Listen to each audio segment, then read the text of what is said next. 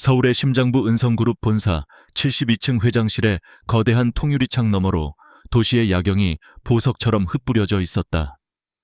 그 어떤 야망가라도 이 풍경 앞에서는 잠시 숨을 멈추고 경외감을 느낄 법했다.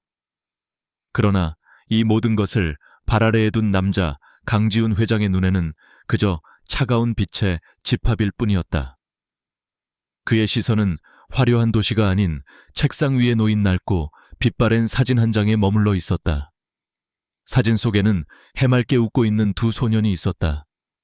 형의 어깨에 기대어 장난기 가득한 표정을 짓고 있는 어린 동생, 그리고 그런 동생을 듬직하게 감싸 안은 어린 자신. 그날의 온기는 그의 기억 속에 화석처럼 박제되어 있었다. 회장님, 비서실장인 김민준이 조용히 문을 열고 들어왔다.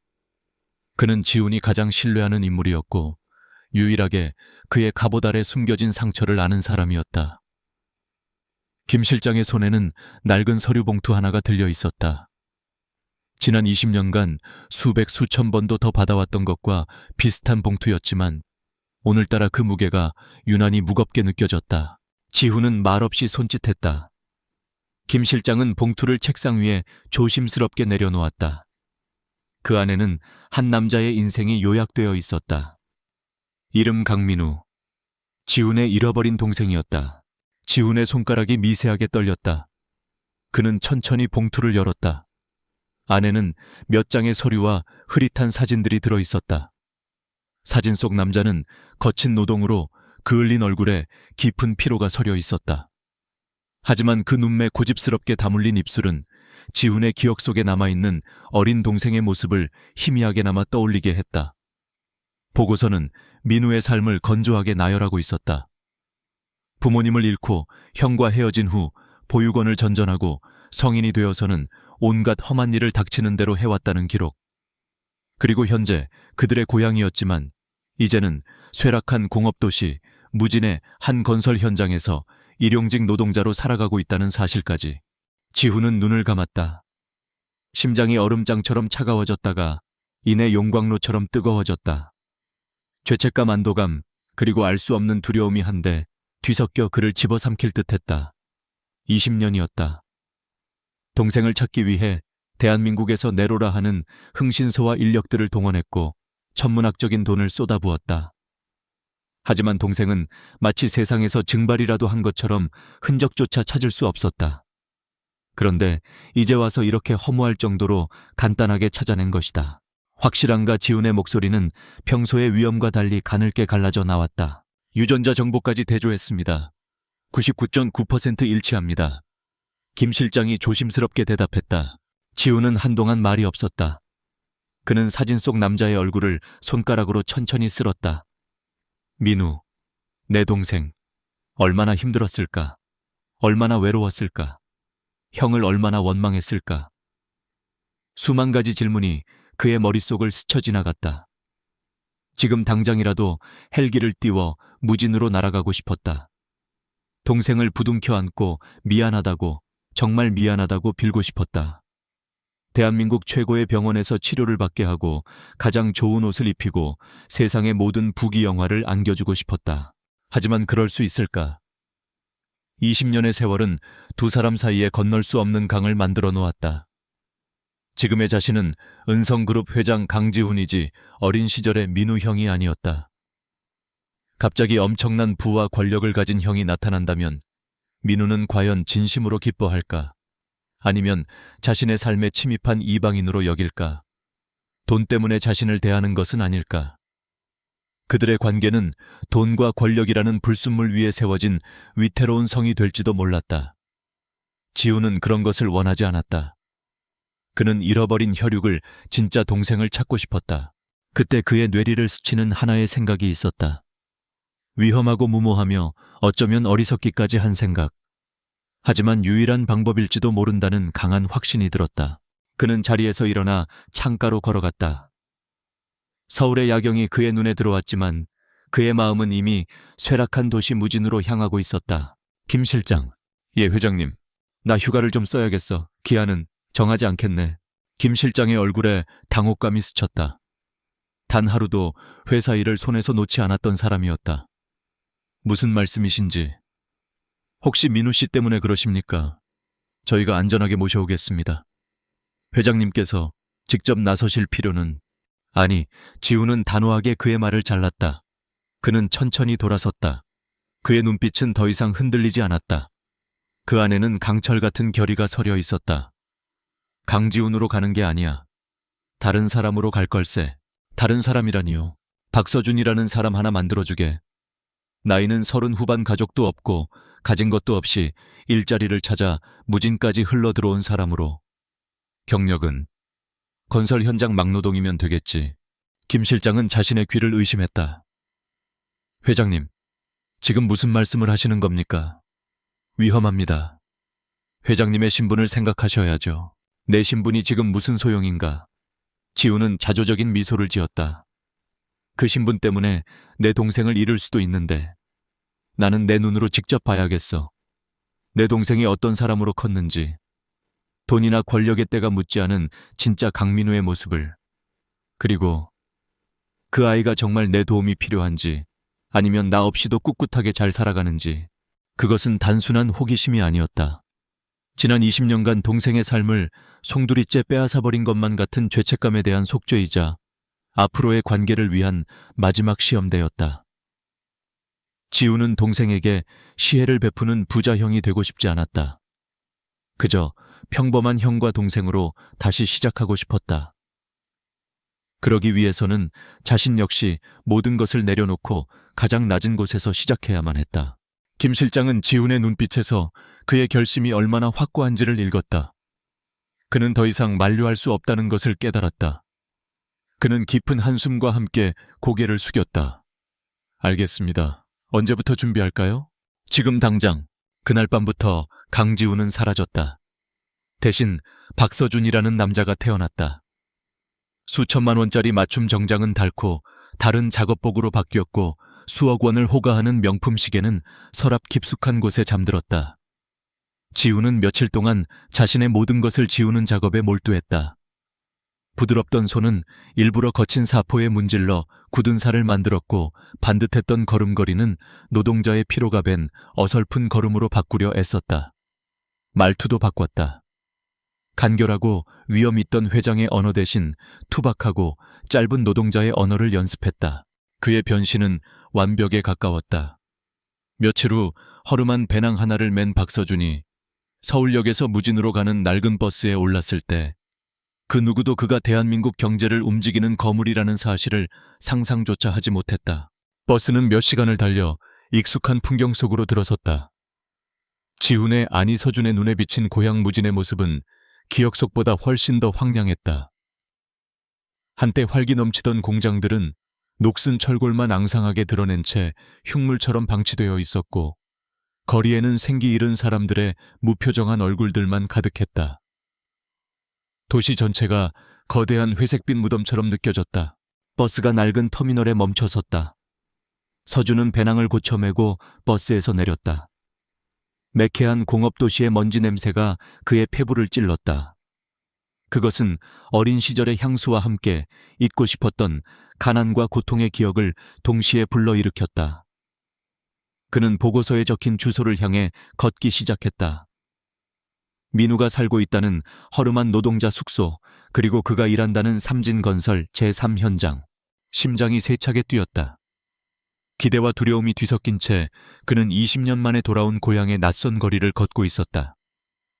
이제 그는 은성그룹의 회장 강지훈이 아니었다. 그는 그저 일자리를 찾아 흘러들어온 노동자 박서준일 뿐이었다. 그리고 곧 그는 그의 인생을 뒤바꾼 시험을 시작할 참이었다. 무진시의 새벽은 잿빛 먼지와 함께 찾아왔다. 박서준 아니 강지훈은 좁고 삐걱거리는 침대에서 몸을 일으켰다. 낯선 천장이 눈에 들어왔다. 어젯밤 늦게 찾아 들어온 노동자들을 위한 허름한 여인숙이었다. 얇은 벽 너머로 다른 방의 코골이와 잠꼬대가 생생하게 들려왔다. 수십 년 만에 처음 겪어보는 불편한 잠자리였지만 그는 의외로 깊이 잠들었다. 어쩌면 육체적 피로보다 더한 정신적 긴장감이 그를 억누르고 있었기 때문일지도 몰랐다. 그는 배낭에서 낡은 작업복을 꺼내 입었다. 거울 앞에 서자 완전히 다른 남자가 서 있었다. 잘 다듬어진 머리카락은 아무렇게나 자란 듯 덥수룩했고 매일 아침 전문가의 손길을 받던 얼굴에는 밤새 자란 거뭇한 수염이 자리를 잡고 있었다. 무엇보다도 그의 눈빛이 달라져 있었다. 모든 것을 꿰뚫어 보던 날카롭고 이성적인 경영자의 눈빛은 사라지고 세상에 대한 경계심과 고단함이 서린 낯선 노동자의 눈빛이 그 자리를 대신했다. 이 정도면 충분했다. 삼진건설 제3현장 사무소는 먼지 날리는 공터 한가운데에 놓인 낡은 컨테이너 박스였다. 이른 아침부터 안전모를 쓴 인부들이 삼삼오오 모여 담배를 피우며 밤새 있었던 시시걸렁한 이야기들을 나누고 있었다. 서준은 그들 사이를 지나 컨테이너의 녹슨 철문을 열었다. 안에서는 탁한 담배 연기와 땀 냄새, 그리고 싸구려 커피 믹스 냄새가 뒤섞여 코를 찔렀다. 책상에 다리를 꼬고 앉아 신문을 보던 한 사내가 서준을 위아래로 훑어보았다. 뚱뚱한 몸집에 기름진 얼굴, 그리고 상대를 깔보는 듯한 오만한 눈빛. 직감적으로 저자가 이 현장의 관리자라는 것을 알 수 있었다. 그의 작업복 가슴팍에는 현장 소장 마동철이라는 이름표가 빗둘게 달려 있었다. 뭐야, 마동철이 턱짓으로 물었다. 목소리는 그의 외모만큼이나 거칠고 불쾌했다. 일하러 왔습니다. 서준은 최대한 어눌하고 자신감 없는 말투로 대답했다. 강지훈 회장이었다면 상상도 못할 굴욕적인 자세였다. 마동철은 코웃음을 쳤다. 일 여기가 아무나 와서 일 달라고 하면 주는 데인 줄 알아. 경력은 있고. 예, 저 다른 현장에서 잡부로 좀 일했습니다. 미리 준비해둔 대답이었다.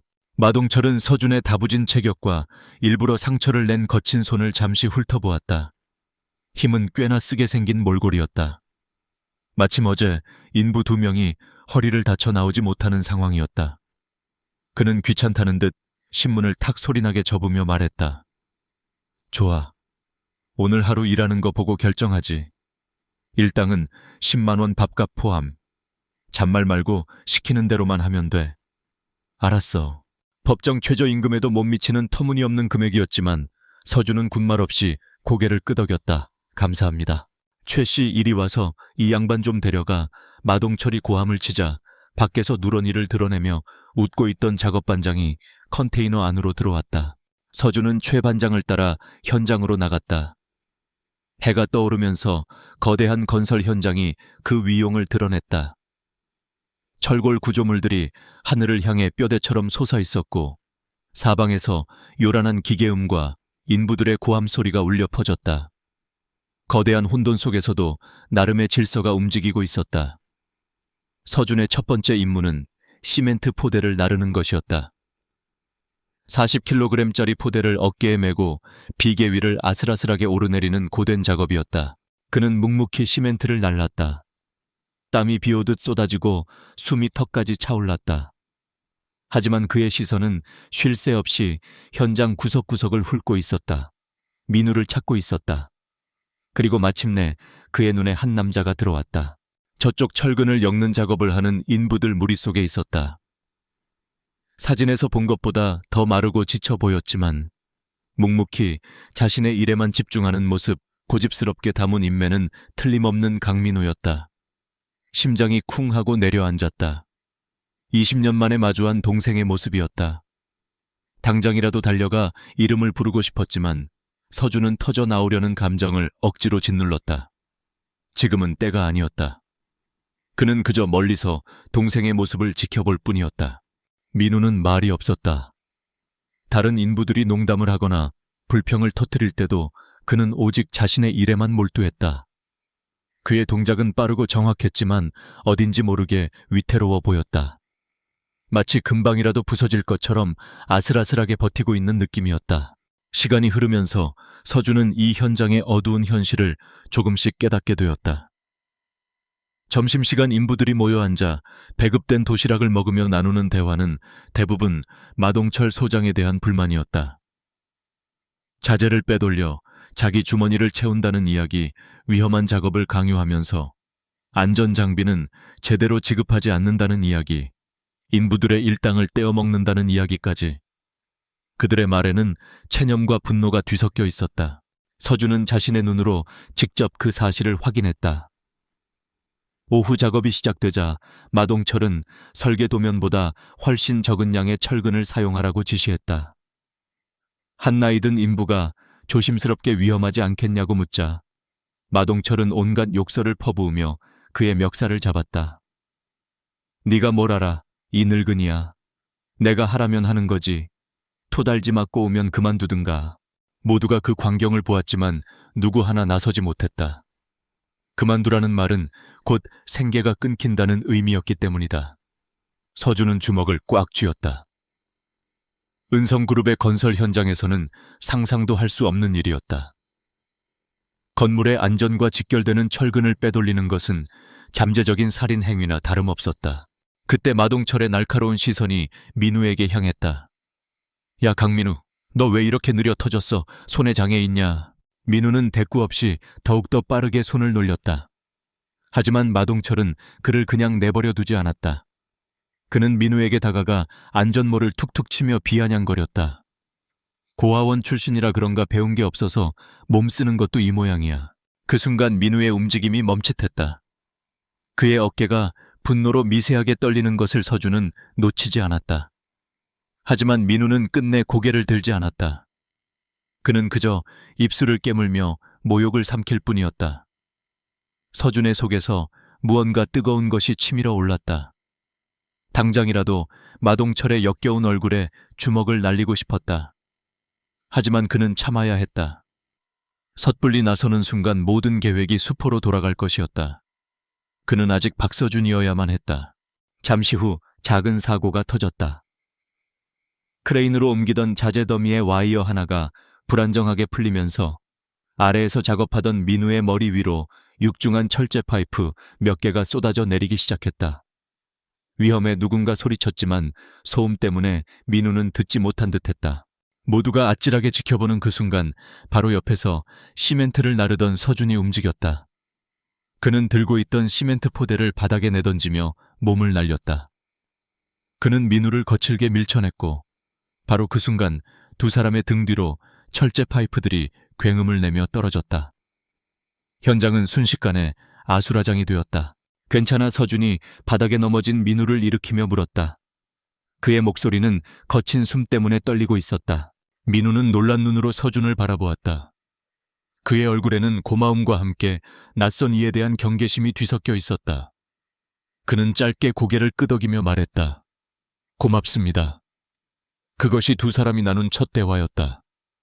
민우의 목소리는 서준의 기억보다 훨씬 낮고 거칠어져 있었다. 마동철이 뒤늦게 달려와 상황을 보더니 오히려 큰 소리를 쳤다. 이 새끼들이 일 안 하고 뭐 하는 거야. 멀쩡하고만 엄살 부리지 말고 빨리 일해. 그는 사고의 원인을 따지기보다 작업이 중단된 것을 더 문제 삼았다. 그날의 작업은 그렇게 끝이 났다. 녹초가 된 인부들이 하나둘씩 현장을 빠져나갔다. 서준은 마동철이 일당을 지급하는 모습을 지켜보았다. 아니나 다를까 그는 이런저런 핑계를 대며 몇몇 인부들의 돈을 몇만 원씩 깎았다. 항의하는 사람은 아무도 없었다. 서준은 멀찍이 서 민우의 뒤를 따랐다. 민우는 다른 인부들과 어울리지 않고 홀로 터벅터벅 걸었다. 그의 뒷모습은 세상의 모든 짐을 짊어진 듯 무겁고 외로워 보였다. 서준은 가슴이 미어지는 것을 느꼈다. 저 어깨에 얼마나 많은 상처와 고통이 쌓여 있을까. 민우가 낡은 노동자 숙소로 향하던 길에 골목 어귀의 작은 포장마차 앞에서 잠시 멈춰 섰다. 그는 잠시 망설이다가 주머니에서 꼬깃꼬깃한 1,000원짜리 몇 장을 꺼내 김이 모락모락 나는 붕어빵을 샀다. 자신을 위해 사는 것이라 생각했다. 하지만 민우는 붕어빵을 들고 어두운 골목 안으로 들어갔다. 서준은 조용히 그의 뒤를 따랐다. 골목 안쪽 쓰레기 더미 옆에는 비쩍 마른 어미, 고양이 한 마리가 새끼 여러 마리를 품고 있었다. 민우는 그 앞에 쭈그리고 앉아 따뜻한 붕어빵을 조심스럽게 뜯어 고양이 앞에 놓아주었다. 그는 아무 말 없이 그저 굶주린 고양이들이 허겁지겁 붕어빵을 먹는 모습을 지켜볼 뿐이었다. 그의 거칠고 투박한 얼굴에 아주 희미한 미소가 떠올랐다. 서준은 어둠 속에서 그 광경을 숨죽여 지켜보았다. 온갖 모욕과 부당한 대우를 받으면서도 자신보다 약한 존재에게 온정을 베푸는 남자. 그 어떤 비싼 선물이나 화려한 말보다도 이 작은 행동 하나가 강민우라는 사람의 모든 것을 말해주고 있었다. 서준의 눈시울이 뜨거워졌다. 동생에 대한 시험은 이제 막 시작되었을 뿐이었다. 하지만 그는 이미 이 지옥 같은 현실 속에서도 인간성을 잃지 않은 보석 같은 존재를 발견했다. 그리고 결심했다. 단순히 지켜보는 것만으로는 부족하다고. 이 부조리한 현실을 바로잡고 내 동생을 저 시궁창에서 반드시 구해내겠다고. 서준의 아니 강지훈의 눈빛이 차갑고 단단하게 빛나기 시작했다. 며칠이 흘렀다. 강지훈은 박서준의 삶에 완벽하게 녹아들었다. 그의 손은 진짜 노동자의 손처럼 굳은 살이 박이고 거칠어졌으며 그의 얼굴은 무진의 흙먼지와 고된 노동의 흔적으로 뒤덮였다. 그는 매일같이 동생의 곁에서, 그러나 한 걸음 떨어진 거리에서 그를 지켜보았다. 민우는 여전히 과묵했고 묵묵히 제 몫의 일을 해냈다. 그리고 여전히 마동철의 부당한 괴롭힘의 주된 표적이 되었다. 지훈은 민우의 친절함을 확인했다. 하지만 그것만으로는 부족했다. 혹독한 세상은 그저 친절하기만 한 사람을 가만두지 않는 법이다. 지훈은 동생의 더 깊은 내면을, 그의 본질을 확인하고 싶었다. 절박한 가난과 유혹 앞에서 인간의 존엄성을 지켜낼 수 있는 사람인지, 아니면 절망에 굴복하여 쉬운 길을 택할 사람인지. 그것은 앞으로 두 사람의 관계를 결정지을 마지막 시험이었다. 그래서 그는 계획을 세웠다. 치밀하고 냉정하며 어쩌면 잔인하기까지 한 시험이었다. 그날 새벽 지훈은 평소보다 조금 더 일찍 숙소를 나섰다. 그의 손에는 낡은 지갑 하나가 들려 있었다. 그가 김 실장을 통해 비밀리에 준비한 소품이었다. 지갑 안에는 현금 500만 원이 들어있었다. 일용직 노동자에게는 몇 달치 월급에 해당하는 인생을 바꿀 수도 있는 거금이었다. 그리고 이정수라는 가상의 이름이 적힌 낡은 신분증과 어린아이들과 함께 환하게 웃고 있는 단란한 가족사진도 들어있었다. 마지막으로 넣은 가족사진은 이 시험의 핵심이었다. 그것은 돈의 유혹에 맞서 인간의 양심을 자극할 마지막 장치였다. 그는 인부들이 현장으로 가는 길목 인적이 드문 낡은 공중 화장실 근처 바닥에 지갑을 실수로 떨어뜨린 척 했다. 위치는 완벽했다. 이 길은 대부분의 인부들이 지나다니지만 이른 새벽에는 민우가 거의 첫 번째로 지나는 길이었다. 지우는 근처의 어두운 건물 잔해 뒤에 몸을 숨기고 숨을 죽였다. 심장이 불안하게 뛰었다.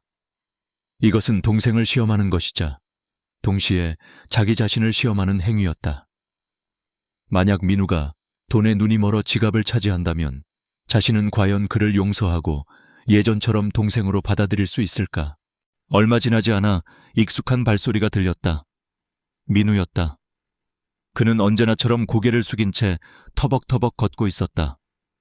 그러다 그의 발에 무언가 채였다. 민우는 무심코 고개를 숙였다가 바닥에 떨어진 지갑을 발견했다. 그는 잠시 주위를 두리번거렸다. 사방은 고요했다. 아무도 없었다. 민우는 조심스럽게 지갑을 집어들었다. 지갑을 열어본 그의 눈이 순간 커졌다. 그는 믿을 수 없다는 듯 지갑 속의 두툼한 현금 다발을 다시 한번 확인했다. 지훈의 심장이 멎는 것 같았다. 민우의 손이 미세하게 떨리는 것이 어둠 속에서도 느껴졌다. 찰나의 순간 수만 가지 생각이 지훈의 머릿속을 스쳐 지나갔다. 민우는 잠시 망설였다. 그의 얼굴에 극심한 내적 갈등이 고스란히 드러났다. 찢어지게 가난한 현실, 당장 내야 할 월세 달아빠진 안전화, 그리고 지긋지긋한 배고픔. 저 돈만 있으면 이 모든 것을 해결할 수 있었다. 아무도 보지 않았다. 그냥 주머니에 넣고 돌아서면 그만이었다. 그의 눈빛이 흔들렸다. 하지만 그때 그의 시선이 지갑 속 가족 사진에 멎었다. 사진 속에서 행복하게 웃고 있는 어린아이의 얼굴. 그 순간 민우의 흔들리던 눈빛이 단단하게 굳어졌다. 그는 사진 속 아이의 얼굴에서 어릴 적 자신의 모습을 보았을지도 몰랐다. 그는 깊은 한숨을 내쉬더니 지갑을 닫고 신분증을 꺼내 주소를 확인했다. 그리고는 지갑을 작업복 안주머니 깊숙이 넣었다. 돈을 훔치려는 자의 은밀한 행동이 아니었다. 소중한 것을 잃어버리지 않으려는 듯한 조심스러운 행동이었다. 지우는 그제야 참고 있던 숨을 내쉴 수 있었다. 안도감이 파도처럼 밀려왔다. 그날 오전 내내 민우는 평소와 다름없이 일했다. 하지만 점심시간이 되자 그는 식당으로 가지 않고 현장을 빠져나갔다. 지우는 조용히 그의 뒤를 따랐다. 민우는 신분증에 적힌 주소를 향해 걷고 있었다. 꽤 먼 거리였지만 그는 버스를 타지 않고 묵묵히 걸었다. 버스비 몇 푼이라도 아끼려는 듯했다. 주소지에 도착하니 낡고 허름한 다세대 주택이 나타났다. 모든 것이 지훈의 계획대로였다. 저 집에는 김 실장이 미리 섭외해둔 연기자가 젊은 주부로 위장하여 기다리고 있었다. 민우는 잠시 망설이다가 낡은 철문을 두드렸다. 누구세요? 젊은 여자가 문을 열고 나왔다. 민우는 어색하게 안주머니에서 지갑을 꺼내며 말했다. 혹시 이거 댁의 남편분 것 아닙니까? 오늘 아침에 길에서 주웠습니다. 여자는 지갑을 보더니 깜짝 놀라며 그것을 받아들었다. 어머나 세상에, 이걸 어떻게... 정말 감사합니다. 남편이 어젯밤에 잃어버리고 얼마나 상심했는지 몰라요. 아이들 학원비가 들어있었거든요. 그녀의 연기는 완벽했다. 그녀는 지갑에서 현금 몇 장을 꺼내 민우에게 건네려 했다. 정말 감사합니다. 약소하지만 사례라도 하고 싶습니다. 하지만 민우는 손사래를 치며 뒷걸음질 쳤다. 아닙니다. 당연히 해야 할 일을 했을 뿐입니다. 괜찮습니다. 그는 어색하게 고개를 꾸벅 숙이고는 서둘러 돌아섰다. 그의 얼굴에는 부끄러움과 함께 옳은 일을 했다는 작은 자부심이 스쳐 지나갔다.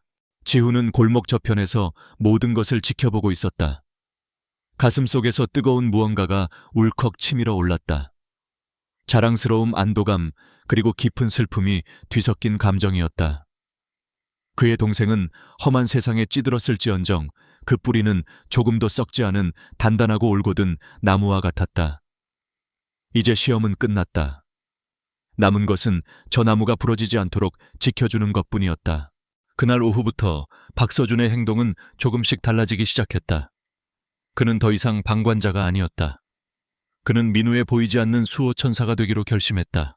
마동철이 또다시 민우에게 트집을 잡으며 안전장치도 없는 높은 비계 위에서 위험한 작업을 하라고 지시했다. 그때 바로 옆에서 작업하던 서준이 실수로 페인트통을 엎질렀다. 바닥은 순식간에 페인트로 미끄러워졌고 작업반장은 위험하다며 비계 위의 작업을 잠시 중단시켰다. 그 사이 다른 인부가 그 일을 대신하게 되었다. 또 한 번은 낡은 용접기에서 불꽃이 튀자 마동철이 민우에게 맨손으로 전선을 만지라고 윽박질렀다. 그때 서준이 무심한 척 다가가 말했다. 반장님, 저거 차단기 안 내리고 만지면 다 죽습니다. 제가 전에 있던 현장에서 사람 죽는 거 봤습니다. 그의 목소리는 나지막했지만 사람 죽는다는 말에 주위 인부들이 술렁였다. 결국 마동빨갛게 달아오른 얼굴로 욕설을 퍼부었지만 어쩔 수 없이 차단기를 내리라고 지시했다. 이런 일들이 몇 번 반복되자 민우도 서준을 의식하기 시작했다. 그는 우연이라고 하기에는 너무나 절묘한 타이밍에 나타나 자신을 도와주는 이 과묵한 남자를 이상하게 생각했다. 그는 경계심과 고마움이 뒤섞인 눈으로 서준을 바라보았다. 어느 날 휴식 시간 민우가 먼저 서준에게 다가와 쭈뼛거리며 물 한 병을 건넸다. 아까는 고마웠습니다. 서준은 말없이 물병을 받아들고 한 모금 마셨다. 별거 아니오. 두 사람 사이에는 어색한 침묵이 흘렀다. 민우는 무언가 더 묻고 싶어 하는 눈치였지만 좀처럼 입을 열지 못했다. 대신 그는 다른 말을 꺼냈다. 어디서 오셨습니까? 처음 뵙는 얼굴인데. 그냥 떠돌아다니며 일합니다. 서준은 짧게 대답했다. 그것이 대화의 전부였지만 그날 이후 두 사람 사이에는 보이지 않는 유대감이 생겨났다. 그들은 함께 땀 흘리며 일했고 가끔은 말없이 빵 한 조각을 나누어 먹기도 했다. 서준은 민우에게서 어릴 적 동생의 모습을 조금씩 발견했다. 무뚝뚝하지만 속정이 깊고 불의를 참지 못하지만 자신의 처지 때문에 억눌러야만 하는 모습. 그러나 그들의 조용한 유대감은 곧 마동철의 심기를 건드렸다. 그의 눈에 새로 들어온 박서준이라는 놈은 아주 거슬리는 존재였다. 사사건건 자신의 일에 초를 치는 것 같았고, 무엇보다도 그가 만만하게 괴롭히던 강민우와 붙어 다니는 것이 마음에 들지 않았다. 그는 박서준이 단순한 노동자가 아닐지도 모른다는 의심을 품기 시작했다. 그날 오후 마동철은 컨테이너 사무실 창문 너머로 나란히 앉아 먼지를 털어내는 서준과 민우를 노려보았다. 그의 기름진 얼굴이 분노로 일그러졌다. 그의 머릿속에서 위험한 계획이 싹트고 있었다. 저 건방진 놈들, 특히 강민우를 이 현장에서 영원히 쫓아낼 방법. 그의 입가에 비열한 미소가 번졌다. 곧 다가올 폭풍을 예고하는 불길한 미소였다. 마동철의 심기는 최악이었다. 그의 왕국이었던 삼진건설 제3현장에 박서준이라는 불순물이 끼어든 이후 모든 것이 삐걱거렸다. 인부들은 예전처럼 그를 두려워하면서도 어딘가 모르게 그의 말을 얕보는 듯한 기색을 보였다. 그 중심에는 늘 강민우가 있었다. 그리고 강민우의 곁에는 그림자처럼 박서준이 있었다. 마동철은 둘의 관계가 눈엣 가시였다. 특히 자신의 권위에 정면으로 도전하는 듯한 박서준의 조용하지만 단단한 눈빛은 그의 오만함에 상처를 냈다. 그는 본보기가 필요하다고 생각했다. 감히 자신의 심기를 거스르면 어떻게 되는지 모두가 보는 앞에서 똑똑히 보여줘야 했다. 그리고 그 희생양으로는 강민우가 제격이었다. 강민우를 짓밟으면 박서준 역시 기가 꺾일 것이고 다른 인부들도 다시금 그의 발 아래에 복종하게 될 터였다. 그의 머릿속에 악랄한 계획이 번뜩였다.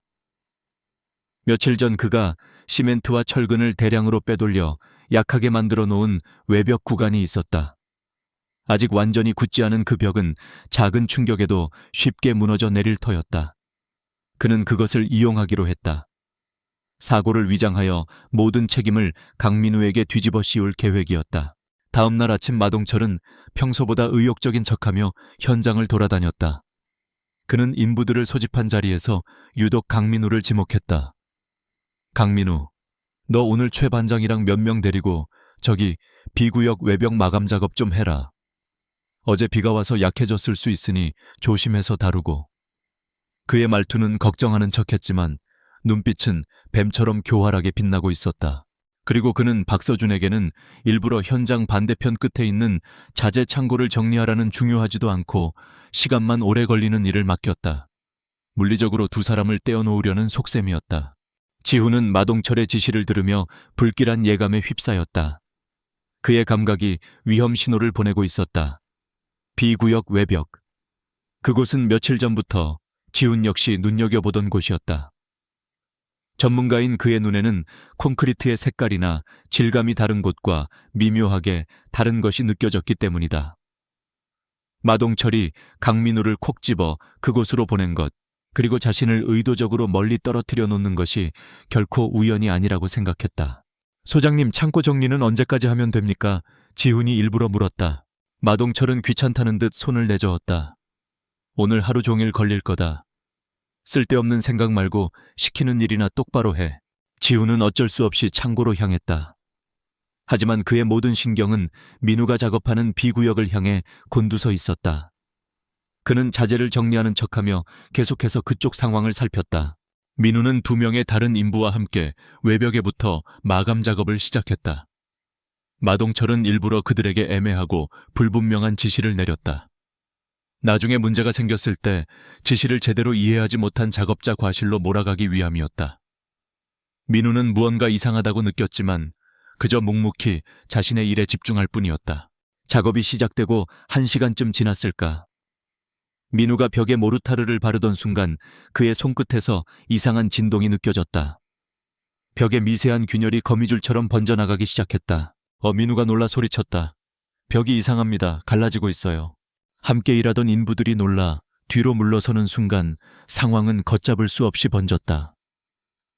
쿠르릉하는 굉음과 함께 외벽의 일부가 종잇장처럼 허무하게 무너져 내렸다.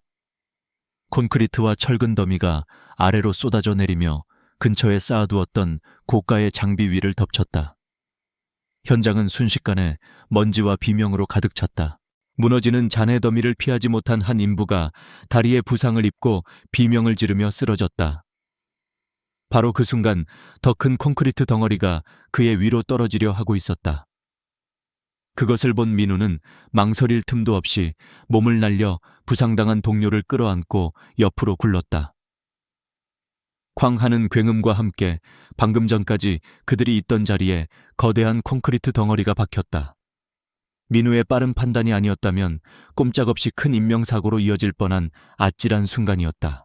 소란을 듣고 현장 반대편에서 지훈이 미친 듯이 달려왔다. 그리고 마동철 역시 기다렸다는 듯이 달려나왔다. 하지만 그의 얼굴에는 걱정이 아닌 계획대로 되었다는 만족감과 가증스러운 분노가 뒤섞여 있었다. 마동철은 현장에 도착하자마자 부상당한 인부는 거들떠보지도 않고 곧장 민우에게 달려가 삿대질을 했다. 강민우, 이 미친 새끼야. 너 지금 무슨 짓을 한 거야? 내가 조심하라고 했지. 먼지를 뒤집어 쓴 채 멍하니 앉아있던 민우가 당황하며 대꾸했다. 아닙니다. 저는 그냥 시키는 대로. 벽이 갑자기 무너졌습니다. 뭐 시키는 대로? 이게 어디서 거짓말이야. 마동 빨갛게 달아오른 얼굴로 고함을 질렀다. 그는 품속에서 미리 조작해둔 작업일지를 꺼내 흔들었다. 여기 작업일지에 똑똑히 쓰여 있잖아. 오늘 B구역 구조 안전점검 담당자 강민우. 네가 안전점검을 개판으로 하니까 이런 사고가 나는 거 아니야. 민우의 얼굴이 하얗게 질렸다. 저는 그런 지시 받은 적 없습니다. 저는 오늘 마감 작업만 하라고. 시끄러워 마동철의 폭언이 현장에 울려 퍼졌다. 내 놈 때문에 수천만 원짜리 장비가 박살나고 사람이 다쳤어. 넌 해고야. 당장 이 현장에서 꺼져.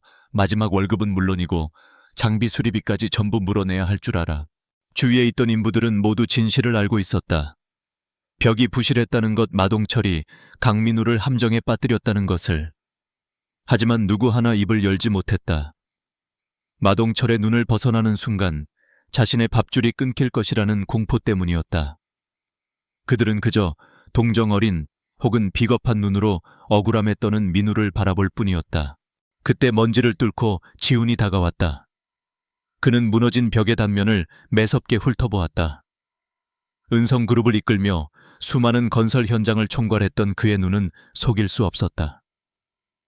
턱없이 부족한 철근의 양규격 미달의 골자에 잘못된 시멘트 배합 비율. 모든 것이 한눈에 들어왔다. 이것은 명백한 부실 시공이었다. 지훈은 박서준의 목소리로 났지만 모두가 들을 수 있을 만큼 단단하게 말했다. 이건 이 사람 잘못이 아닙니다. 모든 시선이 그에게로 쏠렸다. 마동철이 기가 막히다는 듯 그를 노려보았다. 지훈은 무너진 콘크리트 조각 하나를 집어들고 마동철 앞에 내밀었다. 이 콘크리트 배합을 보십시오. 그리고 저기 드러난 철근 간격도. 이 벽은 처음부터 무너지게 되어 있었습니다. 이건 사고가 아니라 예고된 참사입니다. 그의 목소리에는 단순한 노동자에게서는 찾아볼 수 없는 전문가의 권위와 확신이 서려 있었다. 마동철은 순간 당황했지만 이내 분노로 얼굴을 붉혔다. 네가 뭔데 나서서 짓거려. 네가 뭐 전문가라도 돼. 당장 네 자리로 돌아가서 일이나 해. 너도 같이 잘리고 싶어. 마동철이 지훈의 가슴을 거칠게 밀쳤다. 그 순간 지훈의 눈빛이 얼음장처럼 차갑게 변했다. 그의 몸에서 자신도 모르게 뿜어져 나오는 위압감에 마동철은 움찔하며 뒷걸음질 쳤다. 하지만 지훈은 곧 감정을 갈무리했다. 지금 이곳에서 싸우는 것은 무의미했다. 이 부패한 시스템 안에서 진실을 외쳐봐야 계란으로 바위치기일 뿐이었다. 그는 아무 말 없이 망연자실에 있는 민우에게 다가가 그의 팔을 붙잡아 일으켰다. 가자. 하지만 민우가 무언가 말하려 했지만 지훈은 그의 어깨를 단단히 잡고 현장 밖으로 이끌었다. 더 이상 이곳에 있다가는 민우가 더 큰 위험에 처할 뿐이라는 것을 알았다. 현장을 빠져나오며 지훈은 잠시 뒤를 돌아보았다. 자신을 향해 온갖 욕설을 퍼붓는 마동철과 그 뒤에 유령처럼 서 있는 부패한 현장의 모습이 보였다. 그의 눈에 차가운 분노가 이글거렸다. 관찰과 시험은 이제 끝났다. 이제는 행동할 때였다. 마동철은 그저 이 거대한 부패의 빙산의 일각일 뿐이라는 것을 깨달았다. 동생을 구하고 이 썩어빠진 현실을 바로잡기 위해서는 이 판 자체를 뒤엎어야만 했다. 그의 머릿속에서 거대한 계획이 그려지기 시작했다. 현장을 빠져나온 두 남자는 말없이 걸었다. 강민우의 어깨는 청은의 무게에 짓눌린 듯 축 처져 있었다. 그는 모든 것을 잃었다. 직장 마지막 남은 품삯, 그리고 이제는 갚을 길 없는 거액의 빚까지 뒤집었었다. 그의 얼굴에는 분노보다 깊은 절망이 새겨져 있었다. 그들은 낡은 버스 정류장 벤치에 나란히 앉았다. 민우는 거친 손으로 얼굴을 감쌌다. 그의 어깨가 가늘게 떨리고 있었다. 끝났어. 그의 목소리는 갈라진 낙엽처럼 메마르고 힘이 없었다. 여길 떠나야 해. 무지는 희망이 없는 곳이야.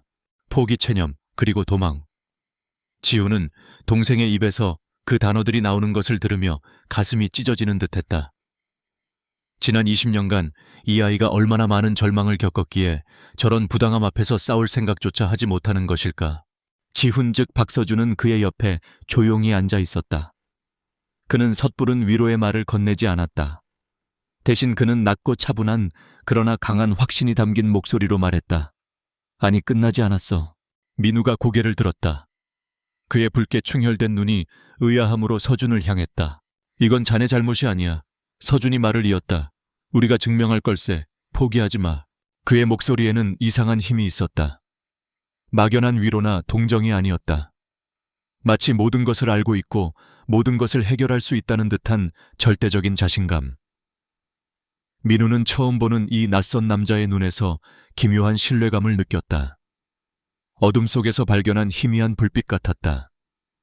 그는 아무 말도 하지 못했지만 꺼져가던 희망의 불씨가 그의 마음속에서 다시 작게 타오르기 시작했다. 그날 밤 지훈은 민우를 숙소에 데려다주고 밖으로 나왔다. 그는 인적이 드문 공중전화 부스로 들어가 미리 준비해둔 비상용 선불폰을 꺼냈다. 전화기 너머로 단 한 번의 신호음이 울리고 익숙한 목소리가 들려왔다. 김 실장. 순간 박서준은 사라졌다. 전화기를 든 남자는 더 이상 어눌하고 지친 노동자가 아니었다. 그의 목소리는 강철처럼 차갑고 날카로웠으며 그 안에는 거대한 제국을 움직이는 제왕의 위엄이 서려 있었다. 회장님 무사하십니까? 전화기 너머 김민준 실장의 목소리에는 안도와 다급함이 묻어났다. 문제없네. 지금부터 내 말을 잘 듣게. 지훈의 목소리는 한치의 감정도 없이 냉정했다. 작전명 천둥. 지금 즉시 발동하게. 은성그룹 법무팀과 특수감사팀 전원을 동원해서 삼진건설이라는 회사를 샅샅이 뒤져. 자금 흐름 자재 납품업체 무진시에서의 모든 정치적 커넥션, 그리고 마동철이라는 현장 소장의 개인 비리까지. 먼지 한 톨 남기지 말고 전부 다. 우리 최고의 인력들을 투입해. 어제가 마감이었다는 생각으로 움직이게. 그의 말 한마디 한마디는 절대적인 명령이었다. 서울의 화려한 펜트하우스에서 내리는 명령과 무진의 어둡고 냄새나는 공중전화 부스에서 내리는 명령의 무게는 조금도 다르지 않았다. 그의 지시에 서울의 은성그룹 본사라는 거대한 기계가 움직이기 시작했다. 그 시각 서울 은성그룹 본사는 보이지 않는 전쟁에 돌입했다.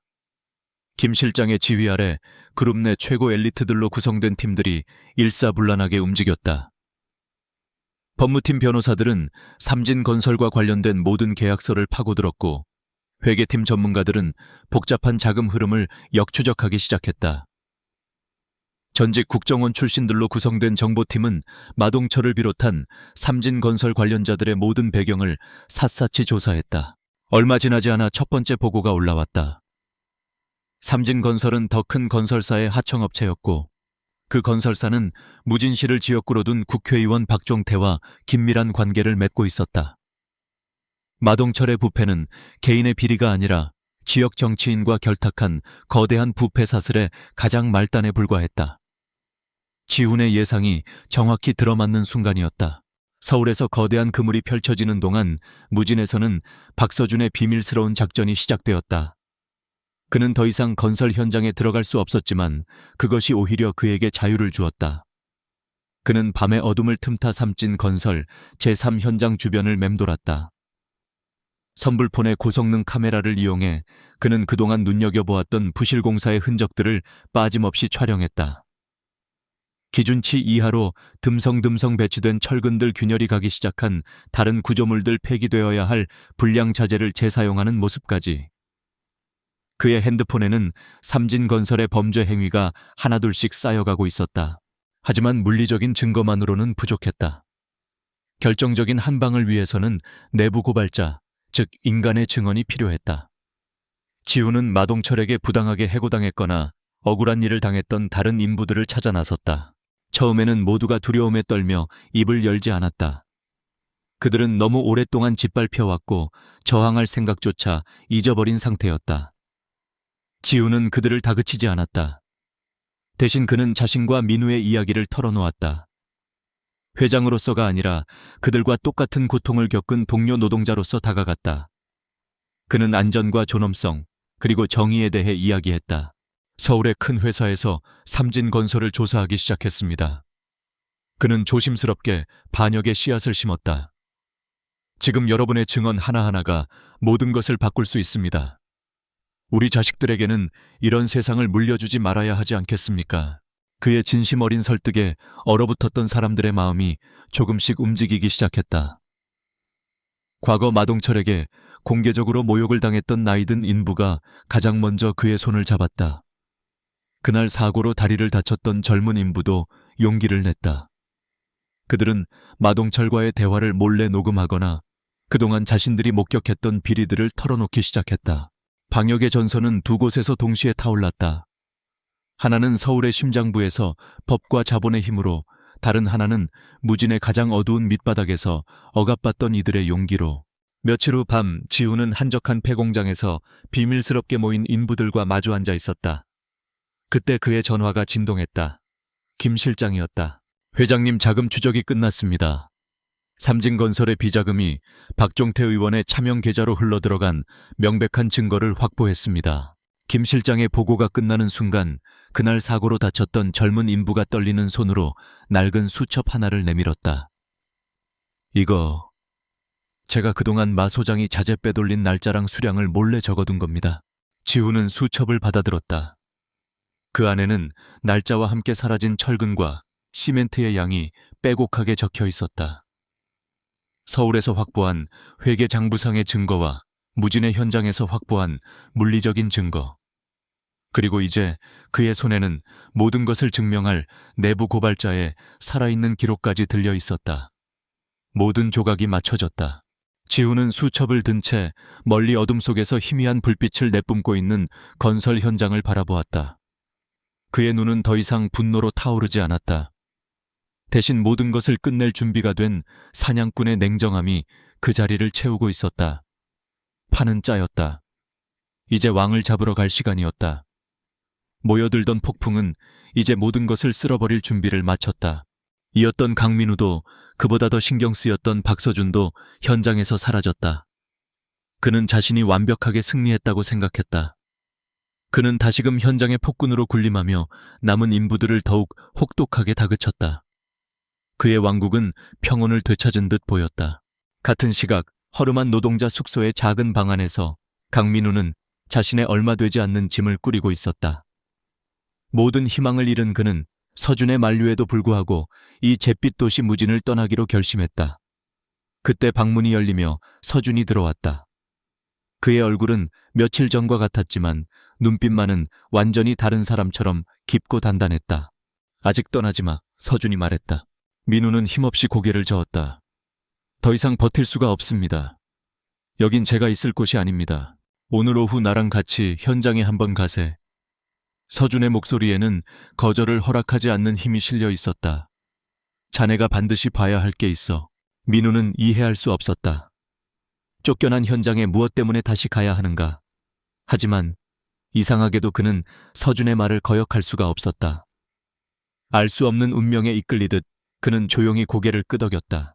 그날 오후 삼진건설 제3 현장에는 지옥의 전주곡이 울려 퍼졌다. 어디선가 나타난 검은색 세단 여러 대가 먼지바람을 일으키며 현장 입구에 멈춰 섰다.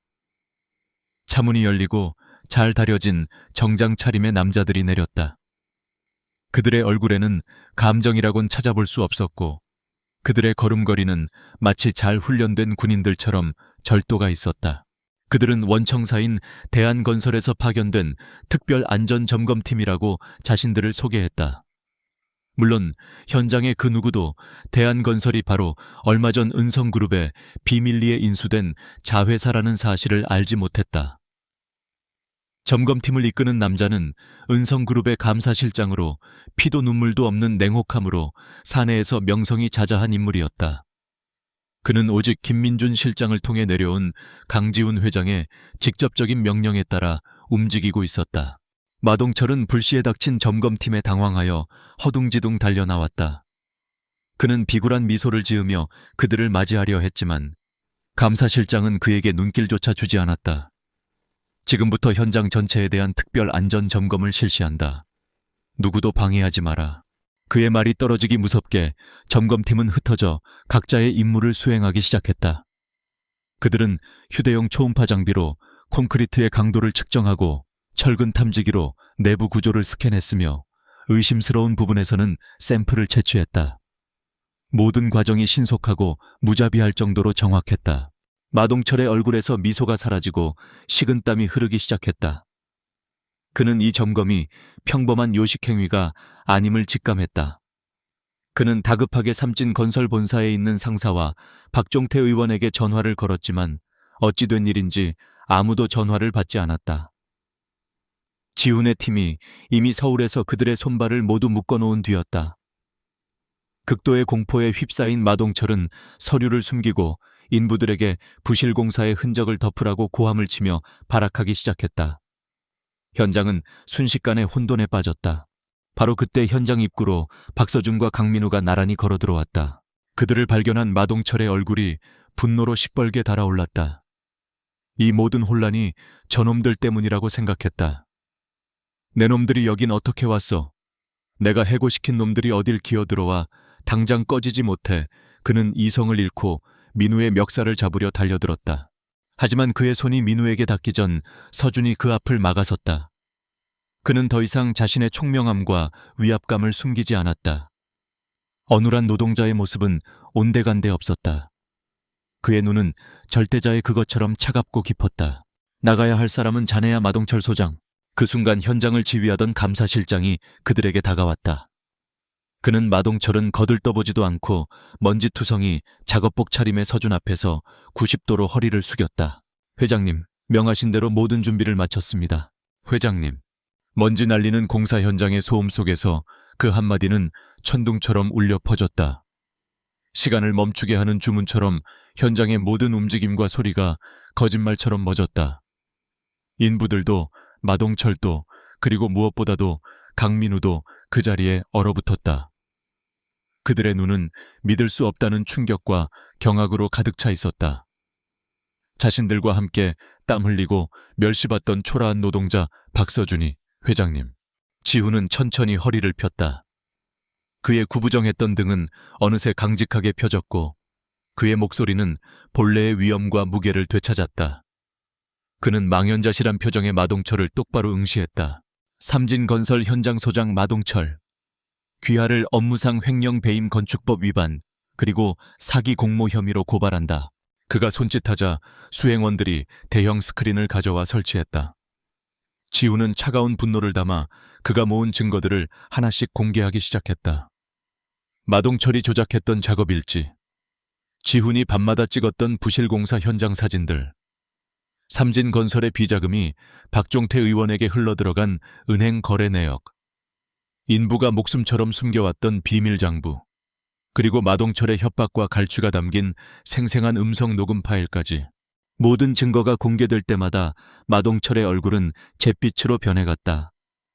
지훈과 함께하기로 약속했던 인부들이 용기를 내어 한 명씩 앞으로 나섰다. 그들은 점검팀 앞에서 그동안 마동철에게 당했던 부당한 일들을 떨리는 목소리로, 그러나 분명하게 증언했다. 그만해. 마동철은 모든 것이 무너져 내렸음을 깨달았다. 그는 비명을 지르며 바닥에 무릎을 꿇었다. 그의 얼굴은 불신과 공포 그리고 절망으로 흉측하게 일그러져 있었다. 그는 무언가 변명하려 했지만 목소리조차 나오지 않았다. 증거는 절대적이었다. 바로 그때 날카로운 사이렌 소리와 함께 경찰차 여러 대가 현장으로 들이닥쳤다. 모든 것은 계획된 것이었다. 경찰들은 무너진 마동철에게 다가가 차가운 수갑을 채웠다. 동시에 감사실장의 무정위에서 보고가 들려왔다. 서울에서도 삼진건설 대표와 박종태 의원이 같은 시각에 긴급 체포되었다는 소식이었다. 거대한 부패의 사슬이 단 한 번의 완벽한 기습으로 송두리째 끊겨나가는 순간이었다. 혼란이 잦아들었다. 부패한 자들이 수갑을 찬 채 경찰차에 실려 나갔다. 남은 인부들은 경외와 두려움이 뒤섞인 눈으로 지훈을 바라보고 있었다. 하지만 지훈의 시선은 오직 한 사람에게만 향해 있었다. 그는 천천히 몸을 돌려 동생과 마주섰다. 강민우. 그는 마치 유령이라도 본 사람처럼 그 자리에 못 박힌 채 서 있었다. 그의 머릿속은 아무것도 이해할 수 없었다. 자신을 구해준 친절한 이방인. 함께 빵을 나누어 먹던 동료 노동자. 그가 거대 기업의 회장이라고 20년의 세월. 헤아릴 수 없는 부와 신분의 격차. 그리고 그동안 숨겨져 왔던 거대한 비밀. 이 모든 것이 두 사람 사이에 거대한 협곡처럼 놓여 있었다. 공적인 복수는 끝났다. 하지만 개인적인 재회는 이제 막 시작되었을 뿐이었다. 그리고 그 끝이 해피엔딩일지 또 다른 비극일지는 아무도 알 수 없었다. 지우는 그저 상처받은 짐승처럼 경계심 가득한 눈으로 자신을 바라보는 동생의 눈을 마주볼 뿐이었다. 경찰차의 사이렌 소리가 멀어지고 현장을 장악했던 낯선 정적은 더욱 무겁게 내려앉았다. 수사를 위해 남은 점검팀원들이 조용히 움직일 뿐 모든 인부들은 숨소리조차 제대로 내지 못하고 있었다. 그들의 시선은 한 곳에 모여 있었다. 며칠 전까지만 해도 자신들과 똑같은 처지라고 생각했던 남자 박서준. 그리고 이제는 감히 쳐다볼 수도 없는 존재가 되어버린 남자 은성그룹 강지훈 회장. 하지만 지훈의 시선은 오직 한 사람 그의 동생 강민우에게만 고정되어 있었다. 민우는 여전히 그 자리에 못 박힌 듯 서 있었다. 그의 머릿속은 거대한 혼돈에 휩싸여 아무런 생각도 할 수 없었다. 눈앞의 현실을 뇌가 받아들이기를 거부하고 있었다. 그를 위험에서 구해준 남자. 억울한 누명을 썼을 때 유일하게 그의 편이 되어준 남자. 그 남자가 대한민국을 움직이는 거대 그룹의 회장이라고. 그것은 차라리 악몽에 가까운 현실이었다. 그는 자신도 모르게 한 걸음 뒤로 물러섰다. 경계심과 두려움 그리고 희미한 배신감이 뒤섞인 눈빛이었다. 그의 입술이 가늘게 떨렸다. 누구십니까? 그의 목소리는 거의 들리지 않을 정도로 작았다. 그는 형이라고 부를 수도 서준 씨라고 부를 수도 없었다. 눈앞의 남자는 그가 알던 박서준이 아니었으며 기억 속에 희미하게 남은 어린 시절의 형도 아니었다. 완전히 낯선 타인이었다. 지우는 가슴에 날카로운 통증을 느꼈다. 동생의 그 한마디가 그 눈빛이 지난 며칠간의 모든 노력을 물거품으로 만드는 것 같았다. 그는 조용히 감사실장에게 눈짓했다. 모두 잠시 자리를 비켜주게. 여긴 내가 정리하겠네. 감사실장과 점검팀원들 그리고 남아있던 인부들까지 모두 썰물처럼 빠져나갔다. 부실공사의 잔해와 먼지만이 나뒹구는 넓은 공사 현장에 마침내 두 사람만이 남았다. 20년 만에 제대로 마주선 형제. 그러나 그들 사이에는 너무나 깊고 어두운 강이 흐르고 있었다. 지훈은 먼저 입을 열지 않았다. 그는 변명이나 사과 대신 행동으로 보여주기로 했다. 그는 입고 있던 비싼 재킷을 벗어 바닥에 던졌다. 그리고 다시 피로에 지친 노동자 박서준의 모습으로 돌아가 민우 앞에 조용히 섰다. 회장의 권위도 부자의 위엄도 모두 벗어던진 채였다. 미안하다. 그의 첫마디였다. 그의 목소리에는 회장의 힘이 아닌 잃어버린 동생을 마주한 형의 회한만이 가득했다. 너를 이렇게 만든 것도 이제야 나타난 것도 그리고 너를 속인 것도 전부 미안하다. 그는 천천히 이야기를 시작했다. 20년 전 비가 쏟아지던 그날 시장에서 동생의 손을 놓쳤던 순간 그 후로 단 하루도 그 죄책감에서 벗어날 수 없었던 지옥 같았던 시간들. 동생을 찾기 위해 필사적으로 살아남아야 했던 이유. 그리고 마침내 너를 찾았지만 차마 은성그룹 회장으로 나타날 수 없었던 이유까지. 은성그룹 회장이 너를 만나는 건 의미가 없다고 생각했다. 지훈의 목소리가 가늘게 떨렸다. 나는 내 동생 민우가 어떤 사람으로 컸는지 알고 싶었어. 내 돈이나 내 지위가 아니라 아무것도 없는 박서준이라는 사람 옆에서도 네가 어떤 사람인지 그걸 내 눈으로 확인하고 싶었다. 그게 아니면 우린 진짜 형제가 될 수 없을 거라고 생각했어. 민우는 아무 말 없이 그의 이야기를 듣고 있었다. 그의 얼굴은 무표정했지만 단단하게 움켜쥔 주먹이 그의 내면에서 얼마나 큰 폭풍이 몰아치고 있는지를 보여주고 있었다. 의심과 혼란으로 가득 찼던 그의 눈빛이 조금씩 흔들리기 시작했다. 이야기가 끝나고 긴 침묵이 흘렀다. 민우는 마침내 입을 열었다. 그의 목소리는 분노로 가득 차 있었다. 그럼 난 시험 대상이었던 겁니까? 그는 허탈하게 웃었다. 내 지옥 같은 인생이 당신에게는 그냥 시험 문제 같은 거였냐고. 그것은 당연한 분노였다. 지우는 아무런 변명도 하지 않고 그 모든 분노를 온몸으로 받아들였다. 그래, 내 말이 맞아. 난 널 시험했고 그건 어떤 이유로도 용서받을 수 없는 오만한 짓이었어. 그의 솔직한 인정에 오히려 민우의 기세가 한풀 꺾였다. 그의 분노는 점차 슬픔으로 변해갔다. 20년간 혼자 버텨온 서름과 고통이 한꺼번에 터져 나왔다.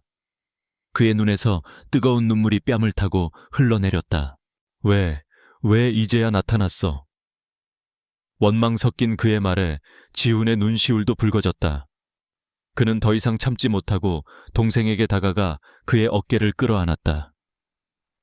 처음에는 밀어내려 버둥거리던 민우도 이내 형의 품에 얼굴을 묻고 어린아이처럼 통곡하기 시작했다. 20년 동안 굳게 닫혀있던 그들의 시간과 감정이 마침내 하나로 이어지는 순간이었다. 형제의 눈물은 부실공사의 먼지 위로, 그리고 서로의 상처 위로 하염없이 떨어져 내렸다. 한 달 후, 무진 씨는 큰 변화를 맞았다. 삼진건설과 유착관계에 있던 박종태 의원의 비리 사건은 대한민국을 뒤흔드는 거대한 스캔들로 번졌다. 관련된 모든 이들은 법의 심판을 받았고 삼진건설은 파산했다.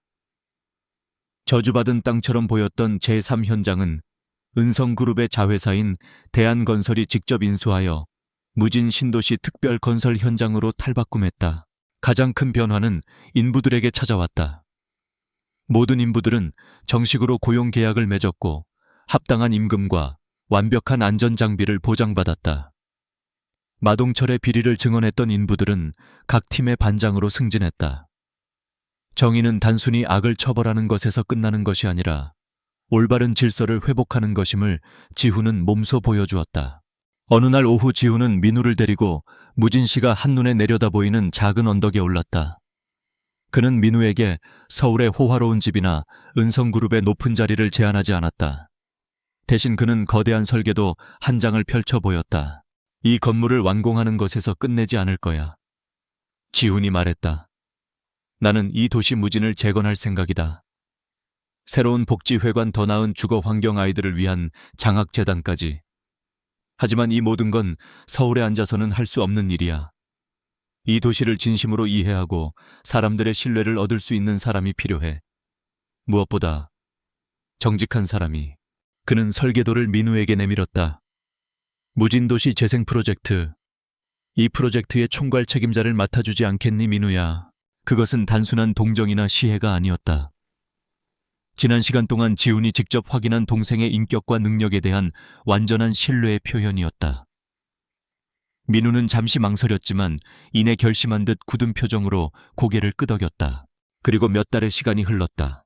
언덕에서 내려다본 무진의 풍경은 몰라보게 달라져 있었다. 잿빛 하늘 아래 희망 없이 버려졌던 도시에는 새로운 활기가 넘쳐 흘렀다. 낡고 위험했던 건물들은 튼튼하고 깨끗한 새 건물로 바뀌어가고 있었다. 그 변화의 중심에 강민우가 있었다. 그는 더 이상 세상에 찌든 노동자가 아니었다. 깔끔한 작업복 차림의 그는 수십 명의 인부들을 진두지휘하는 유능하고 존경받는 현장 책임자가 되어 있었다. 그는 인부들에게 엄격했지만 동시에 공정했고 늘 그들의 안전을 최우선으로 생각했다. 지우는 값비싼 정장이 아닌 편안한 점퍼 차림으로 그의 곁에 서 있었다. 그는 더 이상 동생을 불안하게 지켜보지 않았다. 대신 든든한 동반자로서 그의 옆을 지켰다. 형, 민우가 먼저 말을 걸었다. 저기 어릴 때 우리 살던 집, 저 자리였지. 지우는 민우가 가리키는 곳을 보며 희미하게 웃었다. 그래, 맞다. 저 자리에 아이들을 위한 작은 도서관을 지을 생각이야. 두 사람은 말없이 희망으로 다시 태어나는 도시를 바라보았다. 그들의 관계는 더 이상 과거의 상처나 핏줄이라는 이름에 얽매여 있지 않았다. 함께 고통을 이겨내고 서로에 대한 존경과 신뢰를 얻어낸 투쟁의 시간 속에서 그들의 형제에는 그 무엇보다도 단단하게 재련되어 있었다. 과거는 흘려보내고 이제 두 사람은 함께 새로운 미래를 건설하고 있었다.